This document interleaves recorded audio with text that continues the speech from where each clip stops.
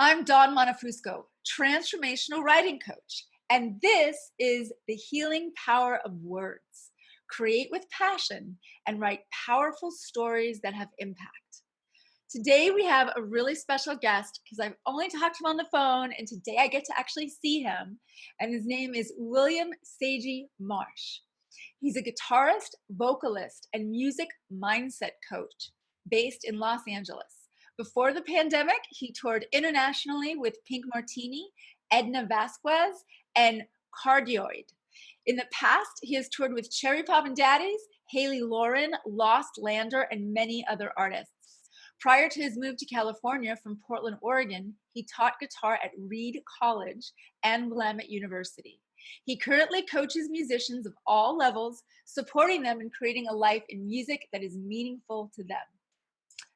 I can't believe we're here. Hi, William. I usually call him Bill, so hi, William. Hi, Don. Glad to be here. Thank you so much for having me. Oh my God, it is my pleasure. And side note, everyone, it is because of William, I have a Taylor GS Mini guitar now, and I'm back to strumming and playing guitar as one of my loves on the side. So don't ask me to play you a song, but I just want to say thank you to him publicly because it's such a healing work that he does with people. But let's start out. Just tell us any projects you're working on, or what are you doing these days? Yeah, thank you. Well, I'm more or less sheltering in place here in Highland Park, Los Angeles. I've been working on I guess project right now is I've been working on a string arrangement for one of the tracks that with Cardioid, one of the bands I play with. Mhm. Since we're not touring or anything, we're just kind of like working on stuff. And I thought, this song could use some strings. And so my partner Kaylee Drain is also a music mindset coach, but she's a cellist. And so I was like, okay, well, she'll play the cello part, and then we'll find a violinist and a viola player. And so been doing it kind of socially Fun. distanced, and that's been pretty fun.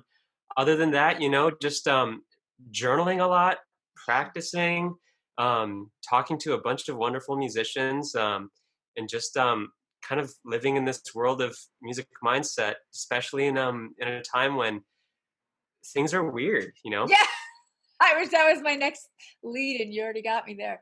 I was going to say we live in some strange times right now. I mean, there's like everything is so uncertain, and I think the biggest virus we're dealing with is fear because that's what you know everyone wants to capitalize on the fear the most. But right now, I think is an extraordinary time to really recognize that words have power. And one of the things that you do, and words can heal. One of the things that you do that is really remarkable is you work on language internally and how it accesses our reality. So you're a music mindset coach. Can you tell us a little bit more about how you help people with the words that they use in their minds? Yeah. So, well, I think of language as our access as human beings to reality. Mm, Um, Things exist in our world. For example, let's say we're looking out at a landscape. There's a hillside. There's a tree. But hillside, tree, those words are what distinguishes those particular items from the rest of the environment. So in other words, like we call it a hillside, and we know that this is the hillside, and everything else is not the hillside. But right. without that word, it would just be this, right? Yeah, Whatever that is. I mean, it would still be there, of course, and I think that, I mean, you could call it a hillside, you could call it a hillock. I mean, I don't know all the words. You're a writer. You probably know all the words for hill, but there are so many different ways we can describe it. And I think, like, for example, in this situation right now, I've heard people call it a pandemic. I've heard people call it an apocalypse, which I think is, right. it's like, I mean, I can completely understand the space from which somebody would be coming and seeing the world that you knew, more or less disappear, or at least transform in such a way that it's Mhm. unrecognizable, and that can feel apocalyptic. But I think there's a real power in really calling it what it is, and saying that, well, we can't go outside for the foreseeable future, or we can go outside. I'm sorry. We can't be with people in an enclosed space, for example. Well, we Mhm. know that, like, for example, the way the virus is transmitted, and we know that there are measures that we can take to Mhm. to mitigate that spread, and that's just what it is. And the Mhm. words that we wrap around it, whether it's apocalypse or Or all conspiracy. I or mean, it's conspiracy, or yes, of course. I mean, yeah, there's that whole world too, and there's all these words that people use to talk about it, and I think it's a lot of it is just story. Like, we have to create a Mm, story for right. ourselves in order to wrap our heads around what's actually happening. And of course, it's much easier to just create a story than than every single time to say exactly what is going on in great Mhm. detail, and then eventually that story kind of usurps whatever's actually going on in our minds, and we go, this is easier to think about, and so then that ends up being the reality that we have, even though that's Mhm. just kind of it's one perspective on it, it's one Mhm. story around it. It's not necessarily what's so. I love that you used the word story right there. It was funny because when I was jumping on just a few minutes ago, I thought, oh my gosh, this is so perfect because it says create with passion and write powerful stories that have impact. And with you, it's what story are you creating within you that can make an impact for, and we'll use music as an example because you know uh, as writers, our instruments are either our keyboard or our pens. It's just another instrument, and so you really, what I love is you use certain terms like what's showing up around that, and you'll leave it an open book to understand what I think is, I'm getting this right. What story is your client writing in order to that might be getting in their way of music, right? So people come to you because they want to either start playing music, continue playing music, be more consistent with playing music. um, and I love this idea of a music mindset. So what stories have you helped clients rewrite, let's say, to in order to uh, have more consistency in their world? Yeah. Wow. Well, I'll share some of my own experience first of all, Yeah. because I think that's what I'm most intimately Yeah, perfect. familiar with. There, I grew up playing music. I started when I was around 12. I was playing guitar and trumpet. Eventually, I went on into college to study music, and I was pretty good, right, in my community. Up until then, I got to college, and all of a sudden, I'm like, holy cow! There's so many people here that are so good. And one of the things that really I've recognized through the work that I do is that unworthiness is a Mm, big story for me. Is that mm. I'm not worthy, and if I Yeah, can be perfect, then I will be worthy, right? right. So, like, if I could only be this. So if I could only play correctly. So I got a degree in jazz studies, which is Mm, heavily improvisational.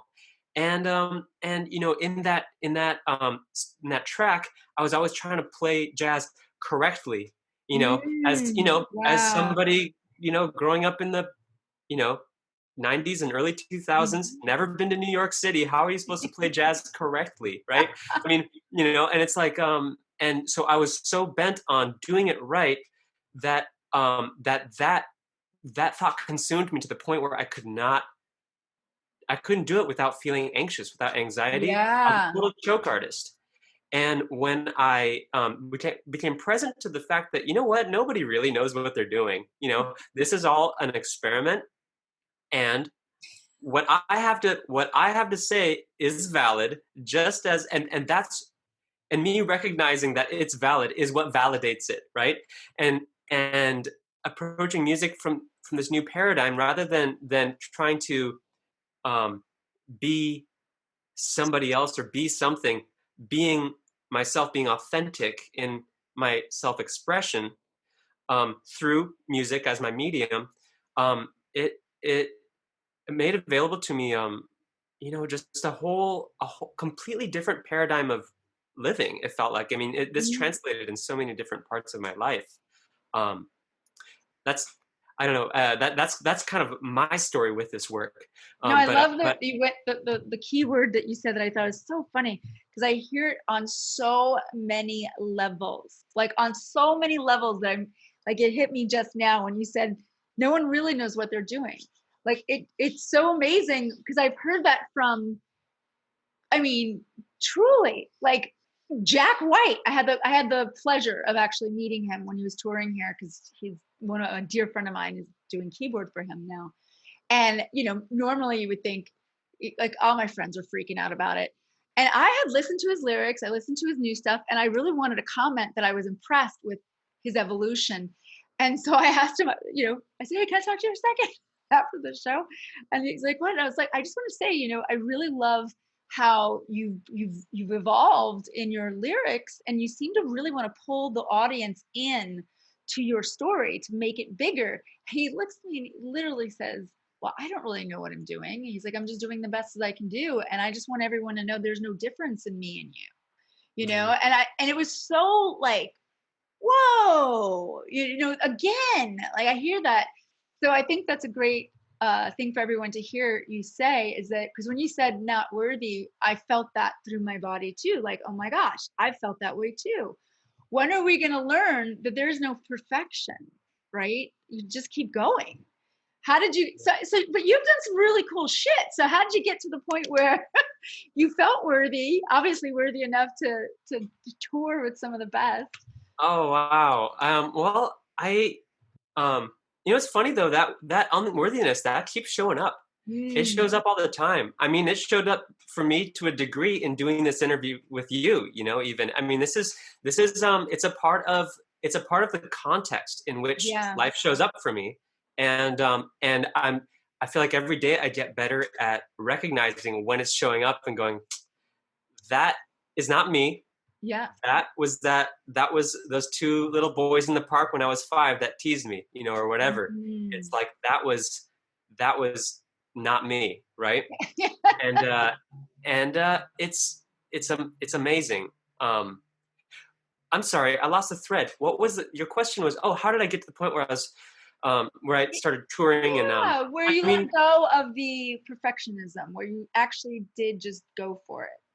yeah, I think at a certain point I knew what I was committed to.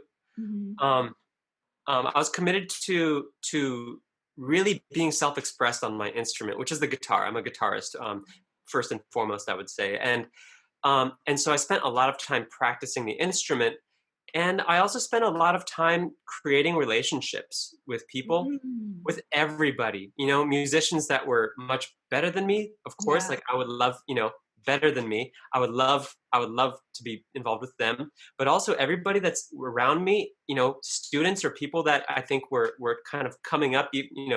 Even though such as I was, I was still coming up totally. too, and in doing that, I'll tell you all of the breaks that I got. First with Cherry Pop and Daddies. I got that because I was playing in some other bands with some of the band members, and when the guitar spot opened up, they recommended me to Steve Perry, the band leader, and I auditioned and I got the gig, and I toured with them and recorded with them for about 4 years, and then up in Portland, a dear friend of mine who I collaborated with a lot, he met Thomas Lauderdale randomly one day, and Thomas asked him if he had a recommendation for a guitarist that could do the jazz thing and the pop thing and the world music thing. And he knew I was playing with Edna Vasquez, and so he recommended me. And then I was at Lowe's on a Saturday I in love August of 2017, picking out a paint color for the ceiling of our bonus room. And my phone rings, and I usually don't answer the phone on Saturdays if it's like up, or weekends if it's a totally. number I don't know. And I was like, I'm going to go ahead and pick it up. And surely it was Thomas, and he said, "Do you have a passport? And do you want to come play this party in Bucharest, Romania, in 2 weeks?" And I said, "Okay, I'll be there." But I think the big part of this is like it's not that um, I was already working on being the person that gets that Mm. call, Yes, right? yes, yes. I think that's the biggest thing is like I'm practicing daily. I'm cultivating relationships and showing up for people even when they don't I can't get anything from them, Mm, like to show up and to be a team member and to be somebody who people want to be working with right. because you're generous with yourself, Mhm. being generous of yourself, and and people, I think I think that's the kind of person that someone wants on a team. I mean, think about if you're Mhm. creating a team, what kind of person do you want on that team? You know, Mhm. can you be that person? Right. And like, and be someone who shows up, is punctual, is good at what they do, or at least is has a authentic self-expression, and Totally, totally. No, I love what yeah, you're saying, especially, um, couple things. One, Les Brown said it for I'm sure it's been said before, but I first heard Les Brown say it, oh my gosh, maybe 20 years ago, and he says, "It's better to be prepared for an opportunity and not have one than it is to have an opportunity and not be prepared." And I remember hearing that, not quite understanding it 20 years ago. And then slowly it's become more and more obvious to me. Oh, I see. And part of that preparedness is being true to yourself, which is what you mentioned, and yeah, how when you show up for you, the world will conspire in your favor. yes, And uh, so you were prepared for an opportunity that showed up. And one of the things that I want to get across in this interview to some of my writers out there, and songwriters as well as poets and all kinds of genres, is one of the things that comes up time and time again is the importance of writing at the same time each day, or at least somewhat consistent either in environment or in time, and treating it kind of like a professional, like a job, right? Stephen Pressfield talks about that in his book, War of Art and Turning Pro. What is important? Like, what would you get? Because I know you know. I'm just asking you so you can tell the audience. What's important about showing up for yourself and practicing your instrument every day? And I've had many writers say their instrument is their journal, like where they're writing by hand, or their keyboard. So what's important? What happens in the mind, in the body, in the spirit when you show up every day for yourself and you play your instrument, or for the writers out there, you're writing every day? yeah. I think of it to to be a musician. It's it's a way of being. Of course, when Mm, you think of musician, we think of someone that has skills X, Y, and Z. They're able to play an instrument and they're able to do this, that, and the other. But all of that shows up inside of a way of being. It shows up mm, inside of um, being. I mean, being human. First of all, music is a human phenomenon. As mhm, writing is. Um, but um, I when I started practicing being the way that I wanted to be, and then practicing the skills inside of that, I wanted to, that's when I started feeling really inside of, I started feeling like I was inside myself. I was really like, mm. I was, I was being me, I was being authentic maybe. Yes. So for example, you know, one of the core principles in the work that I do with clients is relating powerfully to your word. So and like I talked about before, I see word as your access to reality. So it really Mm. starts with creating a whole ideal reality for yourself with your word, and then Wow. taking that, creating actions that are going to have you experiencing that, right? Because your actions will dictate an outcome. You can kind of work backwards. You can reverse engineer it. It's like, okay, so I want an omelet. So what am I going to do to have an omelet? Well, I crack a few eggs, probably about 3-ish eggs into a bowl, whisk them up. There's particular actions that are Yes. aligned with having an omelet, right? Yes. Um, but you can create your entire future using your word. You can say, this is what I want, and based on that, these are the actions that I will take to have it. And then now, this is the key. This is where it's very important to relate powerfully to your word, to be somebody who, when they speak something, that is going to happen. So you say you're going to do something, and you know that it will be done. Not just that you'll do it, but you know that you can trust yourself to have Mm. that done. And and that, I think that started for me when I was in college. I practiced 6 days a week for Mhm. 4 hours daily, starting at 7 a.m. My classes started at 11. So I would wake up quarter to six, which was very early for me as a college student, Yeah. and go grab a coffee and go and practice for 4 hours. And I did that 6 days a week. And I didn't see a lot of friends at that time, but that worked. And also inside of that practice, like I said, I was being who I wanted to be. One, being somebody who honors their word to Mhm. themselves, treats Mhm. themselves with the same respect that they might treat their loved ones, right? You know, Mhm. Don, you said, "Hey, let's do this call at 11:15," and I said, "Okay, I'll be there at 11:15." And I'm here because I respect you, and you're here because you respect me, right? Yeah. But like a lot of times we don't turn that around on ourselves. We don't, No, we we don't, don't. right? And No, so yeah, what, what if, it's a big thing. I think what I was gonna say when as you were talking, I'm like, oh, this is huge in self-trust. Like, because if you can't trust, Jeff Goins was talking about it. He's a writer. He wrote a great book called Real Artists Don't Starve. It's a wonderful book. And but he talks about that self-trust, like living into the person you want. Like, I want to be a writer. Okay, then wake up every day and write your book, write your dream book. What if nobody reads it? What if this, people future trip so hard on, like, what if this doesn't pay off in the end? I'm like, the gift is in the present moment of you actually doing the art, right? It's in the creation of the art, or the playing of the music. I am relating to my writing because of practicing guitar. hmm, Like, just because for those of you who don't know, I said I would do one song a month, and I would just relearn some basic chords purely for my own joy. And what it's reminding me is that showing up for myself, because I said I would. 10 minutes a day is what I said I would do. And now it's extending to 30 minutes. But 10 minutes was my base. And I guess, for writing, it's longer because that's more where my craft is. But when I don't show up for me, and you can tell the audience, I mean, I know my experience. When I don't show up for me and I start like looking at the calendar and I go, oh yeah, I said I was going to do that. Like, and I'll do it for everybody else, right? I'll meet all my deadlines for others. That's why I think it's really good to do things with coaches, because you will have accountability that's gentle. But when I don't have all that and I don't show up for myself, I start to feel pretty icky. Like, I start to think life isn't quite in alignment.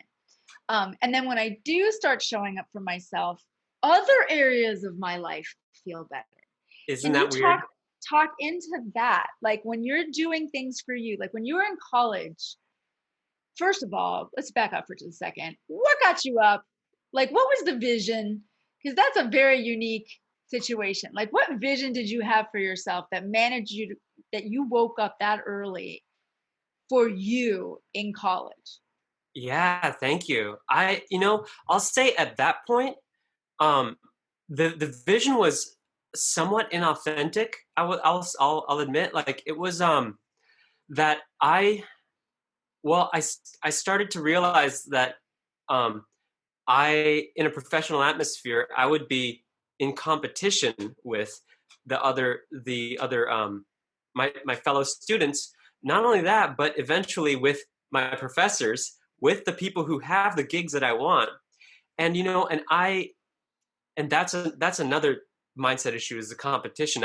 Now I've shifted my perspective. I don't really see it as competition. I see it as environment. That's the environment, right? um Right. and but at that time I was like, well, this is what it takes, and if I don't do it, I don't get to have it. And so at Right. that time it was just like, well, um I'm going to do this because I want to be somebody who can say they'll do something and they can do it. And so part of it was kind of just like, well, I'll show you. And then the other part of it was like, be really great. And I'll say for the first 3 months or so of that, I didn't feel any different. I just felt tired. Yeah.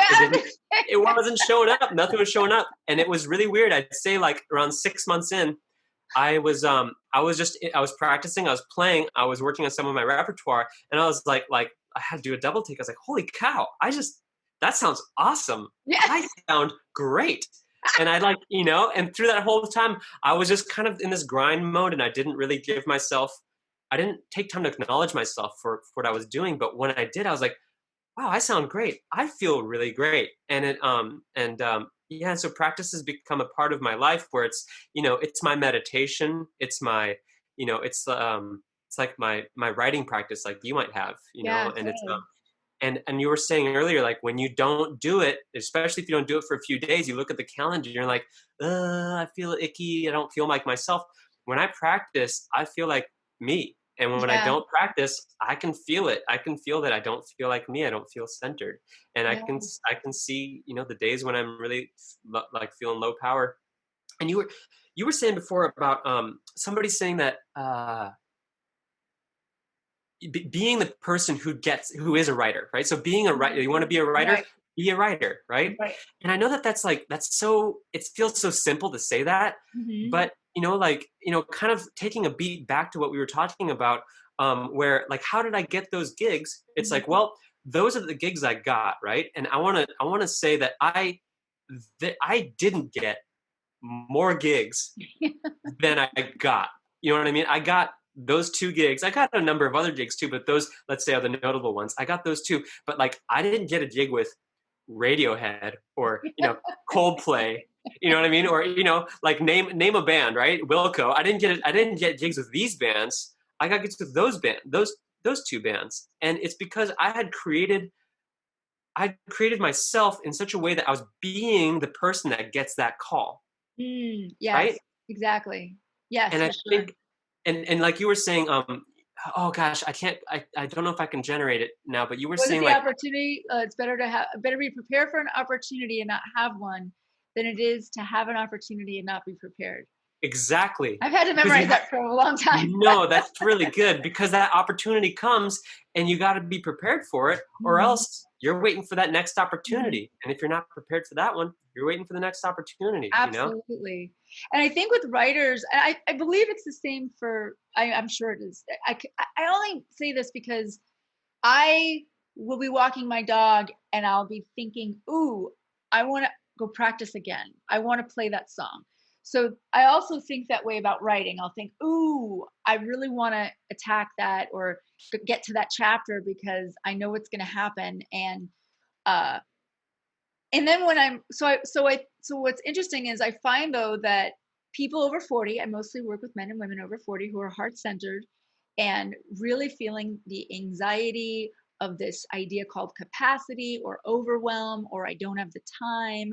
And what I try to get through to them, as you know, is that when you work with a coach, especially create when it comes to creativity, which I know is not yet emphasized in the magnitude of importance that it actually exists in. I mean, creativity like saves lives, you know.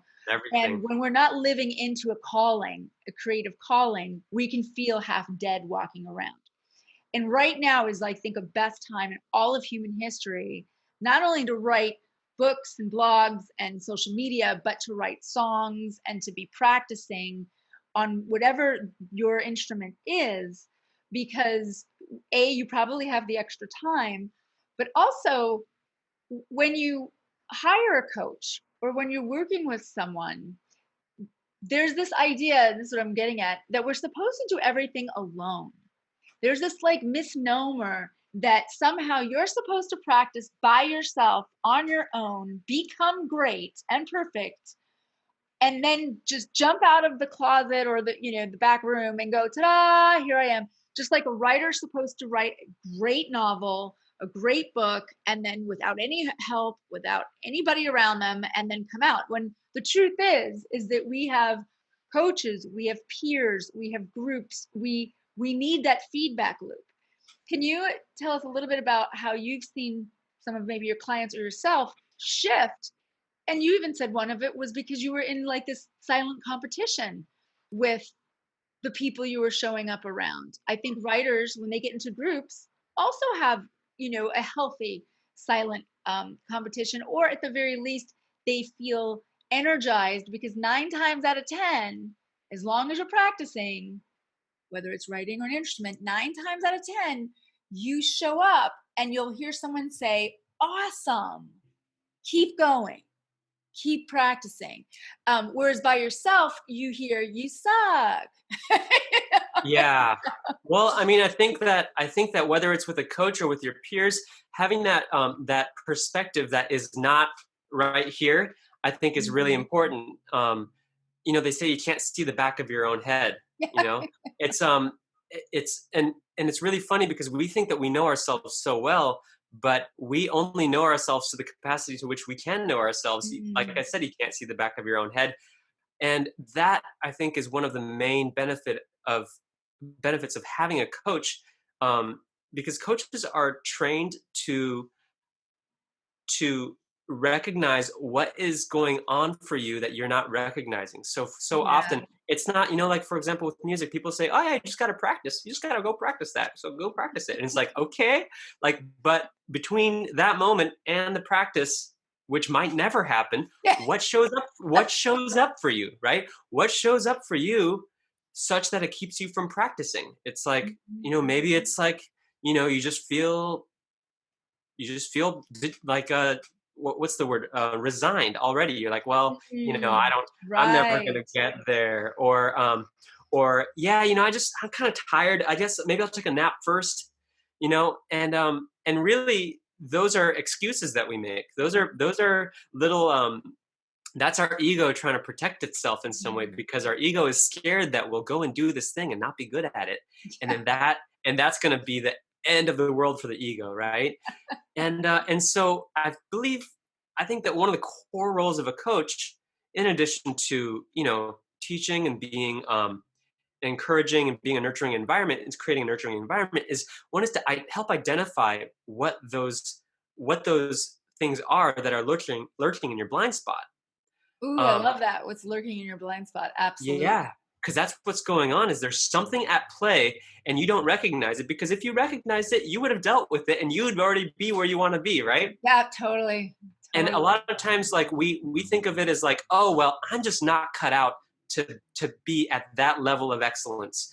and Mhm. then and that's the story we run with, because that frames us Mhm. as victims in this Mhm. narrative that we're creating. You go, well, the victim has this victim role and the hero gets Mhm. to go and do that thing. But it's like, Yeah. you know you create your reality with your words. You're creating your own story. Why the heck are you casting yourself as the victim and not casting yourself as the hero?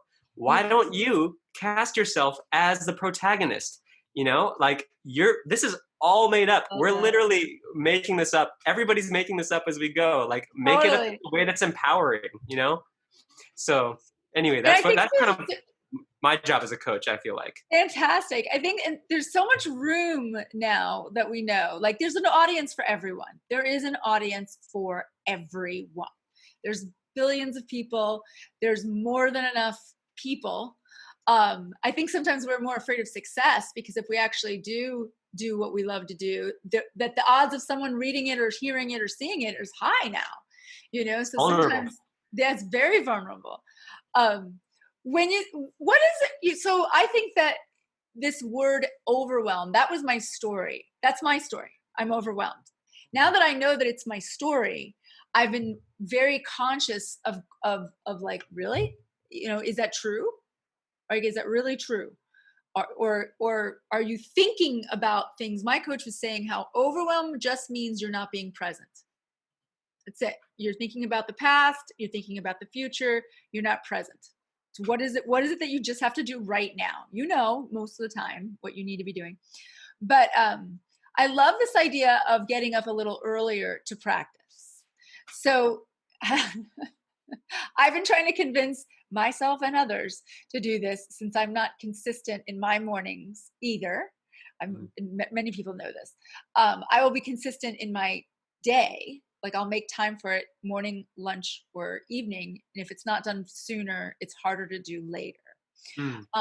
How do you help people get better at keeping their word to themselves? Is there, Mm. I mean, I know that's putting you on the spot. It's a hard question, but like, what comes to mind when I ask you that? Um, well, what comes to mind is, again, keeping your word is not the hard part. If I said I'm going to go have a bowl of ice cream right after this interview, I would go have a bowl of ice cream because that's easy and delicious, right? Good point. But it's not, it's whatever it is that we're keeping our word, whatever the word that we're creating, it's the discomfort that shows up for us in creating that word, right? So let's say I am I'm going to cold call a record executive when I'm done. Let's say I create that for myself, right? Yeah, Like yeah. that's all sorts of confronting for me. Well, first of all, what am I going to talk to them about? Like, what? I don't even have a project, So there's all sorts of stuff, right? But it's whatever's coming up for us that's uncomfortable. that Mm. is that is what makes it difficult to, and sometimes it's a physical discomfort, like I'm going to wake up at 6 a.m. You go, okay, I set my alarm, there's 6 a.m. 6 Mm. a.m. rolls around and you're like, oh, but I'm so comfortable here. Cozy, yeah. I'm cozy, it's warm here and it's cold outside of the bed, so I Yeah, mean, yeah. maybe just 15 more minutes, I'll just, turn the alarm off, I'm just going to snooze. Totally. Right. So there's so and we allow ourselves that, and I think, I don't think there's anything wrong with not keeping your word. That is one way to relate to your word. There's nothing wrong. There's Mm. there's so many ways that you could be. I mean, as many people as there are, 8 billion people or so, whatever. Something like There's that, probably yeah. there's probably 8 billion and one different ways to be, right? I mean, you could be any way that you want to be.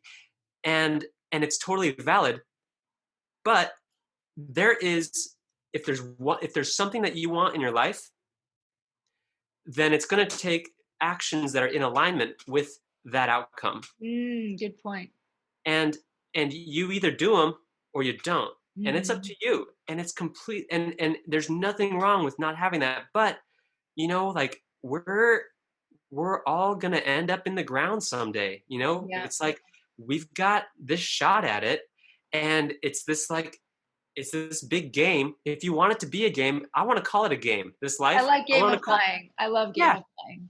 I want to. It's a game, and I'm out to get the high score. It's Yeah, just like, why not? totally. Why not? I've got a pocket full of quarters, and I'm just playing. And so it's like, it's there's you can look at it that way. You can look at it any other way. But if the ending is the same, the game ends the same way for all of us.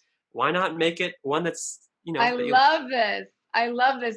It lightens it up. I love how one of the things I love about William, I want to tell everybody, and he and I have talked on the phone, and he, as colleagues to colleagues, and also asking advice. One of the things I think that you do excellently is you remove the anxiety from this big thing that we're putting ourselves like, oh gosh, I just need to do this. Like, fuck, I'm tired of this shit. I want to make, people get really frustrated with themselves. I think one of the something you offer as a coach that's great is you take out the anxiety and you make it fun. You have a way to saying, okay, hey, listen, there's not even anything wrong with you not keeping your word. Like, okay, but is that in alignment with where you want to go? Like, is how do we create alignment? And I think the bottom line is, so we feel better. So we feel better, the healing power of words, right? The words that we use within us and the stories we tell ourselves. I think that people really underestimate, silly as it sounds, that it really is okay to feel better. Like, we're so used to being told that we've got to put so much on our plate, and it's almost like if you're not worried, scared, overworked, and stressed, you're not part of the crew, the in crew. Right. um, but if you were to find a way to add in 15, 20 minutes a day, would you say that 20 minutes a day would be enough to change someone's life in their either playing their instrument? I know in writing it's true, but would you say with an instrument, 20 minutes a day would change someone's life? Yeah, I think so. I mean, let's add that up. I mean, that's two and a third hours a week, right? So that would be what, eight, nine and a third hours a month. You're I way mean, better you at it mathematics. just That's it adds great. up. So almost 10 hours a month. Yeah, That, oh my gosh, there you are, and all of a sudden you've got that much more under your belt, absolutely. and you Yeah. feel better. And creativity in life is supposed to feel I'll, good. I'll say this is the caveat though. I think 20 minutes a day, being present to it, Yeah. don't. Well, I'm not going to tell you what to do or tell anybody what to do, but I would invite you to consider that you're not doing it for an outcome. You're doing Mm, it to experience yourself powerfully. You're doing that's it to awesome. experience yourself as a musician. And so spending 20 minutes a day just being present to the instrument is going to bring you, it's going to bring you, well, I can't even tell you because I don't know what it's going to bring you, but you're going to find something for yourself. You're going to know yourself better. You're going to get to know that instrument, and it's going to create a way of being that you have never had before. And you Yes, may like it, you may hate it, but if yes. you hate it, you know you hate it, and you can go do something else. You can go skydiving or knitting or I whatever. love it. A way of being that you haven't had before just by being present. That's Yeah, awesome. That's it's genius. That's a great way to put it. thank you. We're already at time and you have a great free gift for us. So I let us know about do. that. I do. So I created a little 3-day mini course. It's 3 videos about 5 minutes long each ish, and an assignment to go with it. Okay. And the intention of that video is to give you some of the tools that we talked about in this interview, but some of the tools that I use with my clients in creating a future for yourself using your word, an ideal future, a fantasy future, a real juicy, hot future, right? And then creating actions that are in alignment with that, and then creating accountability for yourself in making a habit out of that.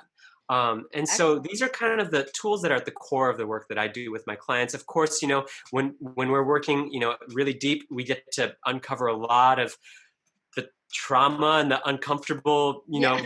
vulnerable bits in conversation. But that's so yes, I have that, and I believe that link will be Yeah, available you'll with have the. that. Everything will be on this page. You'll get to know all about William, the free gift, and everything so that you can reach him, contact him, and move further in your life if you are working with music. And even if you're a writer, like, we all have different offshoots of things we want to do. Don't give up on music. Music is a wonderful healing modality, and you just never know where it's going to lead you. So Yeah. thanks so much for being here, William. Oh, thank you so much for having me. This is such a wonderful conversation. A great conversation. Keep doing what you're doing. Keep healing with those words. You heal a lot of minds, which is great because our minds are full of words. Have a wonderful time in Los Angeles. I know it's hot there too, I think. It's nice and toasty here. Yeah. Yeah. And we'll talk soon. Okay. Talk soon. Okay. Bye, Don. Thanks. Bye.